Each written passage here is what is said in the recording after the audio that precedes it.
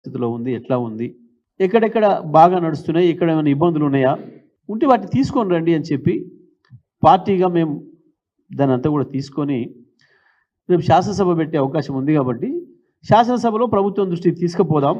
ఎందుకంటే ప్రధాన ప్రతిపక్షంగా మా బాధ్యత అది.